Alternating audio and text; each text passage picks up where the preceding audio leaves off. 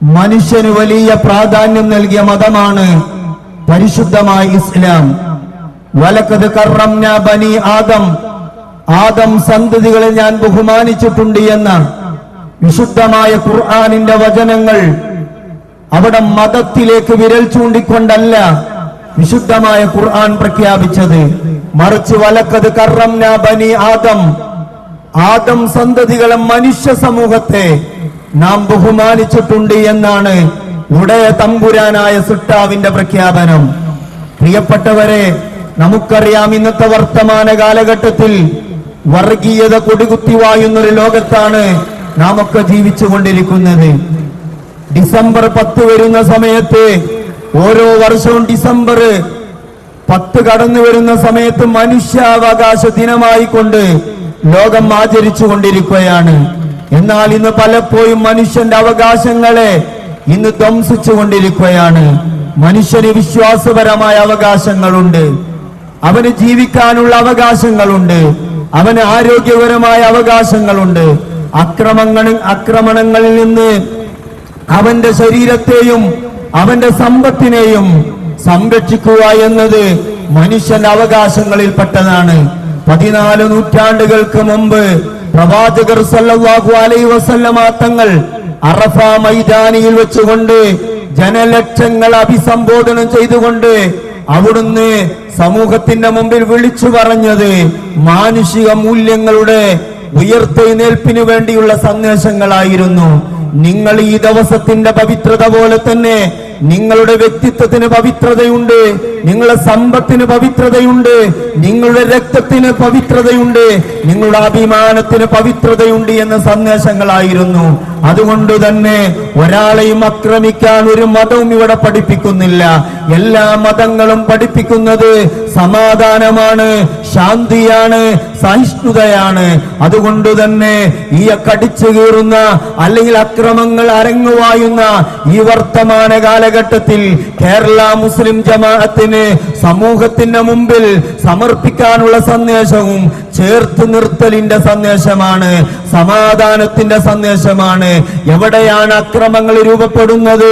പ്രിയപ്പെട്ടവരെ, ഓരോ മതക്കാരും ഇവിടെ സമാധാന സന്ദേശങ്ങളാണ് ഇവിടെ ഉദ്ഘോഷിക്കുന്നതെങ്കിൽ മതത്തിന്റെ പേര് പറഞ്ഞുകൊണ്ട് മനുഷ്യനെ പരസ്പരം വിഭാഗീയതയിലേക്ക് കൊണ്ടുപോകാൻ ചില ആളുകൾ ഇവിടെ കടന്നു വരുമ്പോഴാണ് ഇവിടെ സമാധാനം നഷ്ടപ്പെട്ടുകൊണ്ടിരിക്കുന്നത്. നമുക്കറിയാം ഇന്ന് സമൂഹത്ത് നടമാടിക്കൊണ്ടിരിക്കുന്ന ഒട്ടനവധി പ്രശ്നങ്ങളുണ്ട്. വിദ്യാഭ്യാസപരമായ പ്രശ്നങ്ങള്, അതുപോലെ സാമൂഹികപരമായ പ്രശ്നങ്ങൾ, സാംസ്കാരികപരമായ പ്രശ്നങ്ങൾ. ഈ പ്രശ്നങ്ങൾക്കൊക്കെ മനുഷ്യർ ഒന്നായി ഒറ്റക്കെട്ടായിക്കൊണ്ട് പരിഹാരം കാണുമ്പോൾ മാത്രമാണ് ഇവിടെ സമാധാനം ഉണ്ടാവുക. ഇന്ത്യ എന്ന് പറയുന്ന നമ്മുടെ മഹത്തായ രാജ്യം മറ്റു രാജ്യങ്ങൾക്കിടയിൽ തല ഉയർത്തി നിൽക്കുന്നത് ഇന്ത്യ രാജ്യത്തിന്റെ മതേതരത്വ കൂട്ടായ്മയാണ്. മാനുഷികമായ മൂല്യങ്ങൾ പരിഗണിക്കുന്നതോടൊപ്പം ഓരോ മതക്കാർക്കും ഓരോ വിശ്വാസിക്കും അവരുടെ വിശ്വാസങ്ങളും ആചാരങ്ങളും അനുഷ്ഠാനങ്ങളും ഉൾക്കൊണ്ടുകൊണ്ട് തന്നെ അവർക്ക് ജീവിക്കാനുള്ള അവകാശം നമ്മുടെ രാജ്യം അവർക്ക് നൽകുന്നുണ്ട്. എന്നാൽ ആ രാജ്യത്തിന്റെ അവകാശങ്ങളെ ഇന്ന് വെട്ടിമുറിക്കാൻ വേണ്ടിയാണ് പല ആളുകളും ഇന്ന് ശ്രമിച്ചു കൊണ്ടിരിക്കുന്നത്. ഇന്ത്യ രാജ്യത്തിന്റെ കഴിഞ്ഞകാല പൈതൃകങ്ങളിലേക്ക് നമ്മൾ കടന്നു പോകുമ്പോ നമുക്കറിയാം ഇന്ത്യ രാജ്യത്തിന്റെ എത്ര സുന്ദരമായ സംസ്കാരങ്ങളുടെ കഥകളാണ് ഇന്ത്യ രാജ്യത്തിന് പറയാനുള്ളത്. മമ്പുറം തങ്ങളും അതുപോലെ തന്നെ കോന്തുനായരും മങ്ങാട്ടച്ചനും കുഞ്ഞായിൻ മുസ്ലിയാരും ഒക്കെ കാണിച്ചു തന്ന സ്നേഹമസൃണമായ നല്ല ഐക്യത്തിന്റെയും സ്നേഹത്തിന്റെയും സഹിഷ്ണുതയുടെയും ആ സന്ദേശങ്ങളാണ് ഈ വർത്തമാന കാലഘട്ടത്തിലും ലോകം ഏറ്റെടുക്കേണ്ടത്. നമുക്കറിയാം ഇന്നൊരു ഭാഗത്ത് വർഗീയ ഫാസിസ്റ്റുകൾ തകർന്നുകൊണ്ടിരിക്കുകയാണ്. തങ്ങളുടെ മതങ്ങൾ മാത്രമേ ഇവിടെ നിലനിൽക്കാൻ പാടുള്ളൂ, തങ്ങളുടെ ആചാരങ്ങൾ മാത്രമേ ഇവിടെ നിലനിൽക്കാൻ പാടുള്ളൂ എന്ന ഏകാധിപത്യത്തിലേക്ക് നമ്മുടെ ലോകത്തിന് നമ്മുടെ രാജ്യത്തിന് കൊണ്ടുപോകുന്ന ഒരു കാലഘട്ടത്തിലാണ് നാം ജീവിച്ചു കൊണ്ടിരിക്കുന്നത്. അതുപോലെ ഇന്ന് നമ്മുടെ സമൂഹം അഭിമുഖീകരിക്കുന്ന ഏറ്റവും വലിയ പ്രശ്നമാണ് തൊഴിലില്ലായ്മ എന്ന് പറയുന്നത്. തൊഴിലെടുക്കേണ്ട ഇടങ്ങളിൽ തൊഴിലെടുക്കാതെ ഇന്ന് സുഖലോലുപലായി കഴിയുന്ന സമയത്ത് പല അക്രമങ്ങളിലേക്കും നമ്മുടെ യുവത്വം വഴിമാറിക്കൊണ്ടിരിക്കുകയാണ്. എത്രത്തോളം നമുക്കറിയാം, സമൂഹത്തിന് വേണ്ടി, രാജ്യത്തിന്റെ പുരോഗതിക്ക് വേണ്ടി ചെലവഴിക്കേണ്ട യുവത്വങ്ങൾ ഇന്ന് പലപ്പോഴും ലഹരികൾക്ക് വേണ്ടി മാറ്റിവെക്കപ്പെടുന്ന ഒരു ലോകത്താണ് നമ്മൾ ജീവിച്ചു കൊണ്ടിരിക്കുന്നത്.